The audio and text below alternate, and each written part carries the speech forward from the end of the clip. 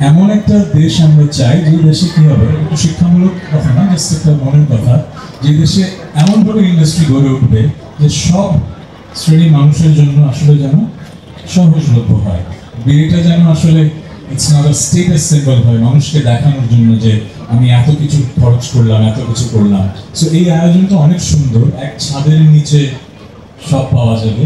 আর আমার অনুরোধ যারা আয়োজক আছেন এই ব্যাপারটা খেয়াল রাখবেন, এটা যেন একটা র্যাট রেসের মতো একটা রেস না হয় যে কে কত বেশি খরচ করছে, কারটা কত বেশি জাঁকজমকপূর্ণ হচ্ছে।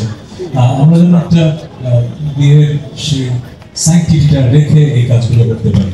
আমি যা দেখলাম খুব সুন্দর আয়োজন, একসাথে নিচে বাংলাদেশের মানুষ যেন এরকম আরো আয়োজন জেলায় জেলায় অথবা বিভাগীয় শহরে হয়, সেই উদ্যোগটা নেওয়া হয়। আমাকে প্রশ্ন ছিল আমি কি করবো, আমি এই মানুষগুলোকে হায়ার করবো, কারণ আমি জানি যে ওনারা যে ধরনের আয়োজন করেন সেটা পরিমিত সুন্দর, কিন্তু আবার ওই ধরনের জাঁকজমকপূর্ণ না, যে জাঁকজমকপূর্ণের একমাত্র উদ্দেশ্য হচ্ছে অন্য মানুষকে দেখানো যে আমি অনেক অর্থবিত্তের বৈভবের অধিকারী। আরো কঠিন প্রশ্ন তা হচ্ছে এমন একটা জিনিস যেটা তো বিবর্তন মাঝে বদলে যাচ্ছে।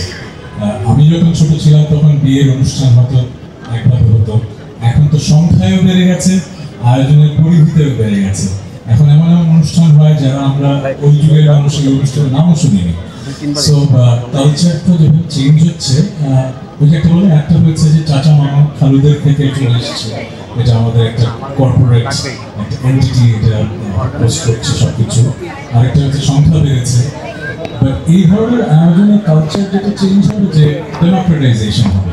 এখন যেটা হবে যে আগে কিছু সার্ভিস হয়তো শুধু যারা ধনী তারাই অ্যাভেইল করতে পারতো, এখন যেহেতু সব শ্রেণীর মানুষের জন্য এরকম স্টল আমরা দেখছি যেখানে হয়তো কোটি টাকারও একটা ডেকোর সার্ভিস আছে, আবার 1 লাখ টাকারও ডেকোর সার্ভিস আছে। এরকম আয়োজনে যেটা সুবিধা হবে, সব ধরনের কোম্পানিরা সুযোগ পাবে তাদের ব্যবসার প্রসারের জন্য। আজকে 10 বছর আগে কিন্তু সব শ্রেণীর মানুষের জন্য এই ধরনের সার্ভিসেসগুলো পাওয়া যেত না। সো একই ছাদের নিচে সব প্রাইস পয়েন্টে যেহেতু আমরা এই সার্ভিসটা দিতে পারছি এই আয়োজনে, আমার মনে হয় প্রফেসরকে ধন্যবাদ যে তারা এই সুযোগটা করে দিয়েছে। কালচার এভাবেই চেঞ্জ হবে যে সব লেভেলের মানুষ যার যার ক্ষমতা অনুযায়ী সে স্পেন্ড করবে, মানুষ দেখানোর জন্য না। ওই যে বললাম যে স্পেশাল দিন, স্পেশাল দিনটাকে সুন্দরভাবে সাজানো করবে। অনেক বছর আগেই খ্যাতির প্রলেপটা গায়ে পড়ে গেছে, যখন থেকে নাচানাচিটা স্টেজে নাচানাচিটা কালচারের পার্ট হয়ে গেল বাংলাদেশের, তার আগেই আসলে আমি রিটায়ার করেছি আত্মীয় স্বজন হিসেবে সেলিব্রেট করার হিসেবে। কারণ এমনকি ছোট ছোট ছেলে মেয়েরাই তো নাচানাচি করেছে, আমার সেই অভিজ্ঞতাটা হয়নি।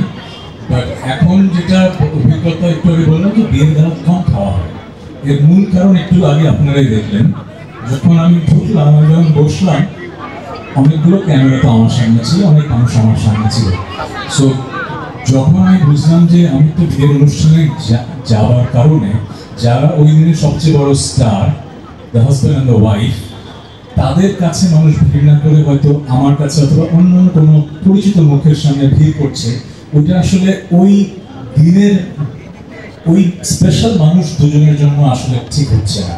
ওই দিন থেকে আমি আসলে বুঝলাম যে সেলিব্রিটিরা কেন আসলে বিয়ের অনুষ্ঠানে একেবারে শেষের দিকে যায়।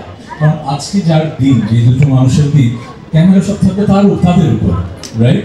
সো আমি এই জন্য এখন বিয়ের দাওয়াতে কম যাওয়া হয়, আর গেলেও একদম শেষের দিকে যাওয়া হয়। এই জন্যই আজকে বললাম কাচ্চি আজকে আমার জন্যই রান্না হচ্ছে।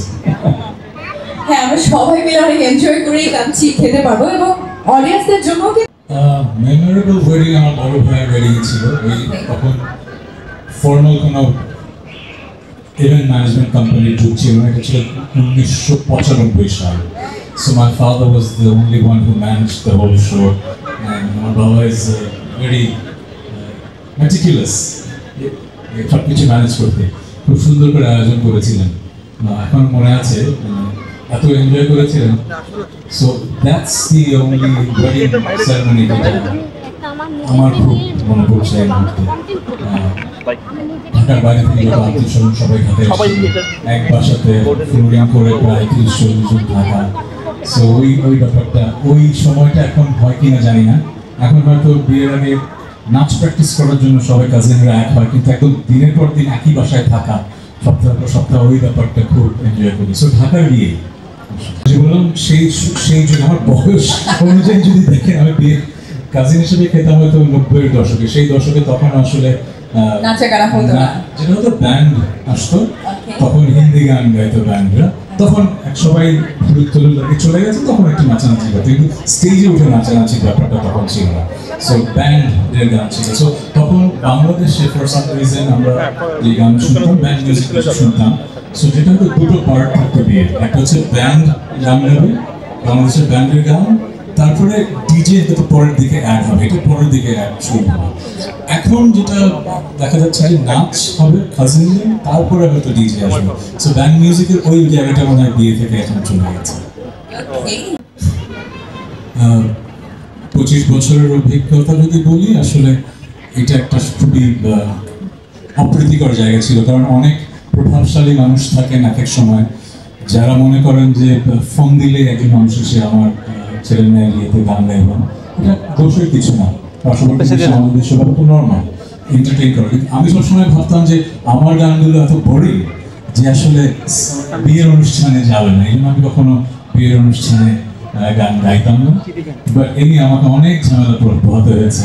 আমি খুব ক্ষুদ্র একজন মানুষ, ক্ষমতার বলয়ের বাইরে, কিন্তু ক্ষমতার ভেতরের অনেক মানুষ অনেক ঝামেলা চলেছে যে কেন আসবে না, দেখে নিব এই ছেলেটাকে। ওকে, বাট সেটা মনে হয় মানে ভালোই হয়েছে, সেই জন্যই আপনি অনেক ইউনিক এবং সেই জন্যই আপনি সবার থেকে আলাদা। না না, আমি বলবো যেটা আমার একটা অপারগতা। যেরকম আমি তো এখন প্রীতম যেরকম এত সুন্দর ড্যান্স স্টেপের গান করতে পারে, আমি তো পারিনি।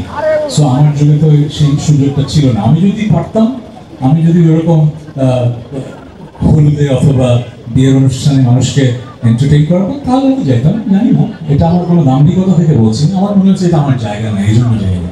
যেহেতু কথাটা রিলেভেন্ট, ডেফিনেটলি আমাদের ইন্ডাস্ট্রিতে এখন সব ধরনের গান হচ্ছে, বাংলাদেশের মানুষ আমাদের দেশের গান শুনছে। বাইরের গান শোনার দোষের কিছু না, অবভিয়াসলি আমরা বাইরের গান শুনবো, শুধু আমাদেরকে নিজের সংস্কৃতিকে ভুলে যে বাইরের গান শোনাটা হয়তো আমার কাছে একটু দৃষ্টিকোণ লাগতো। এখন যেটা হয়েছে, সময় বদলেছে, আমাদের দেশে অনেক ভালো ভালো সিঙ্গার্স আছেন, ডিজেস আছেন, যারা বাংলা গানকেই রিমিক্স করছেন। So it's a good thing. দুটোই খুব কঠিন। অ্যালবাম প্ল্যান করা তো একটা স্পেশালাইজ কাজ, এই কাজটা সবাই করতে পারে না, গান লেখা শুরু করা। সো ওইটা একদিক থেকে কঠিন, কিন্তু ওয়েডিং প্ল্যান করাটা অনেক বেশি কঠিন। কারণ কি, আপনি দুজন মানুষের জীবনে প্রবাবলি সবচেয়ে ইম্পর্টেন্ট দিনটা ডিজাইন করছেন, সো তাদের এক্সপেকটেশন অনেক হাই থাকবে, কিন্তু বাজেটের তো লিমিটেশন থাকবে।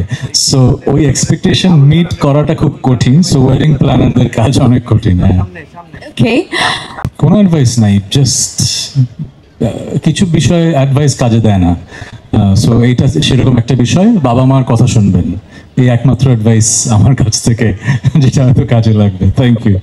হানিমুন প্লেস হিসেবে কোন জায়গাটাকে আপনি সাজেস্ট করবেন তাদের জন্য? যে জায়গায় আপনারা স্বপ্ন দেখেছেন একসাথে, সেই জায়গায় যাবেন। Fashion choice is very much individual, আমি এটা কারোর জন্য বলে দিতে পারবো না। বাট যেহেতু স্পেশাল দিন, যেটাই করবেন আগে একবার ট্রায়াল দিয়ে নিন, কারণ যদি সেদিনই আপনি টায়ারটা পান এবং দেখেন যে ইটস নট ফিটিং, তখন কিন্তু আপনার মনটা খারাপ হয়ে যাবে। So you better make sure that you have it in place before 1 week। Trial দিয়ে আয়নায় দাঁড়িয়ে ছবি তুলে দেন ইউ ক্যান ডিসাইড যে এইটাই আমার জন্য ঠিক আছে। ওকে।